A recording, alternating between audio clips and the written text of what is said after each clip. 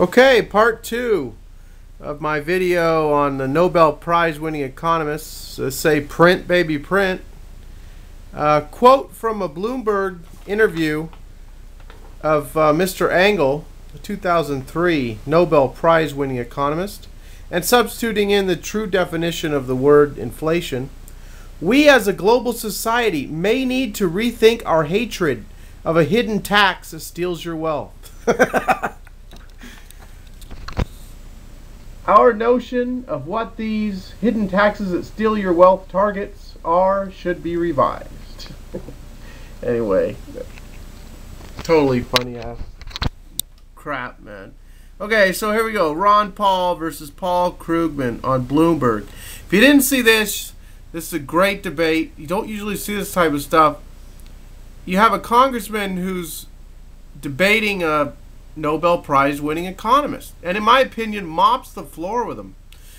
Small government guy here running for president, Mr. Paul, Dr. Paul, and on the other side you got the big government guy who says you can't take the government out of the equation. You know, the Fed, gotta have the Fed. He wrote the book and the Fed. He in here talks about how he just wants to have a competing currency like silver, so you can save in something that stores its wealth over thousands of years, or gold. So anyway, great debate here. It's about, what, 13 minutes. Highly recommended. And then that brings me to what I wanted to talk about. Well, before I do this, let me show you this real quick. I talked about this in the last video. This right here, I don't know how well you can be able, you can see it pretty well, I guess. Liquidez monetaria, otherwise known as monetary base, of the country of Venezuela from their central bank data. And you won't be able to see the date, so I'll have to point right here. It says 50 million in their currency in 05. So it's over 400 million now. So we're talking about 8 times the monetary base.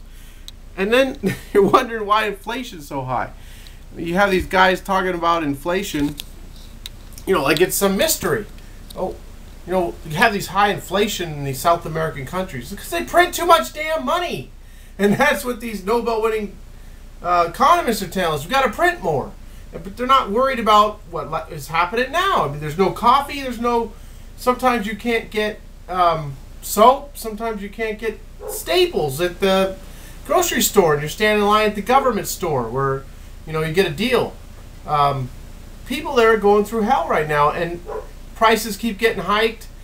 And so what happens? You come out with price controls and wage controls, and the government says you can't raise prices beyond a certain point. Well, they can't even make a profit unless they raise it up because they're paying so much for it. I mean, they're being forced to raise it up because of all this money chasing the same supply of goods, 8 times the amount of money, chasing the same amount of goods.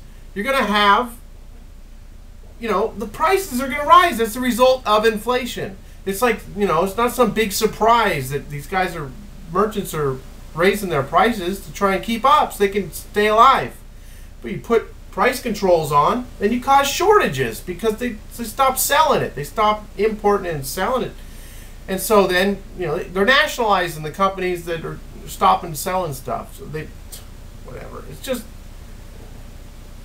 it's going to get nowhere but worse, in my opinion. That's where that's headed. And we're headed in the same direction. We're going to have, you see, but we're talking about in the U.S. a much larger economy, the biggest economy in the world. So we could probably double the monetary base again. And you know, right now they're saying inflation is 2-3%, whatever. It's like Peter Schiff says, it's probably more like 10%. And that kind of works along with the figures over the last 10 years. I looked at a bunch of different commodities. Let me show you that now. Yeah, I mean, I'd say we're probably been 10% on average every year for the past decade. But that's not the way the CPI figures it. There's no food or energy computed into the consumer price index. And it's heavily weighted on housing, and we know where that's gone. 40% of the index, I think, is on housing, which is like totally depressed. So it's just, to me, it's a super manipulated number. So you got to see this. This shows you what's really happening here.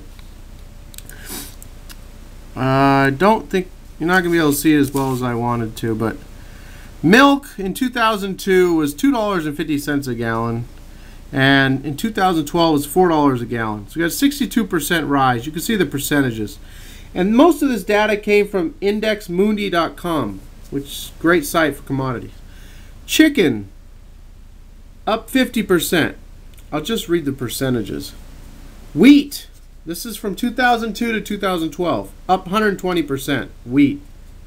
Bananas, up 110%. Beef, up 106%. Gasoline's up 166%. Corn is up 200%. Rice is up 203%. Propane is up 170%. My medical costs at my job are up 300%. They used to take $25 a week out of my check for my family's medical, and now they take $100. Heating oil was 54 cents a gallon in 2002. It's $3.18 now. It's up 390%, which I believe on the East Coast, more homes use the heating oil. In the Midwest, not here on the West Coast. My salary in the last 10 years up 14%.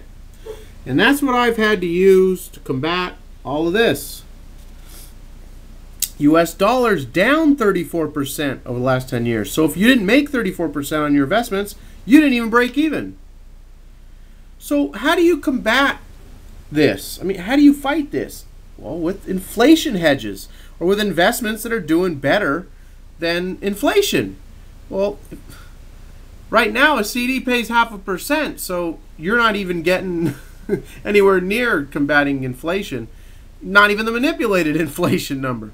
But anyway, gold, the S&P 500 was up 10% over the whole decade.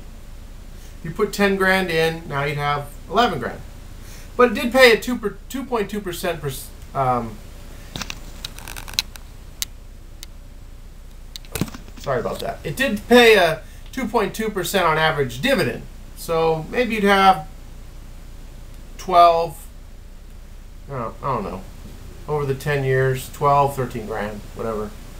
Not very much. But if you put 10 grand into gold 10 years ago, you'd now have 41 grand. And if you put 10 grand into silver, you'd have 57,000 versus the 12,000 for the S&P. So gold and silver have been one of the best ways to combat the inflation that the true inflation we've had over the last 10 years. And why haven't a lot of financial advisors gotten their customers into gold and silver? Well, I found this guy, Doug Eberhard, who has a buygoldandsilversafely.com site. He was a financial advisor for 20 years, and he says that the books that you study knock gold and say that it's just jewelry and collector coins. You know, they knock it as a horrible investment. And financial advisors aren't taught that it's real money.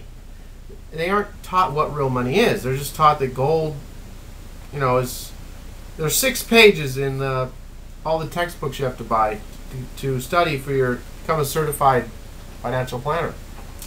And like I said, it just knocks gold. So, unless anyone advising you on over the last 10 years has had even at least a small portion of your portfolio in gold and silver, I want to rethink their strategy going forward and talk to them, see their comments on, probably preaching to the choir, because most of you guys, I know you guys do your own stuff. You got real money put away. But maybe someone's watching this who doesn't have real money put away and got someone else managing their money. Might want to ask them going forward about gold and silver. Well, I don't know if that'll even do anything. They'll probably be negative on it. But So that's it. I'm gonna give a quick update here now on my healthy challenge that I'm doing this year. Still working on that. Have a good weekend, everybody, and talk to y'all soon. Oh, before I go, on Moneybags World is where I'll have that. I probably mentioned it earlier, but I'll have the link below on Moneybags World for that Ron Paul versus Paul Krugman debate. Gotta watch it.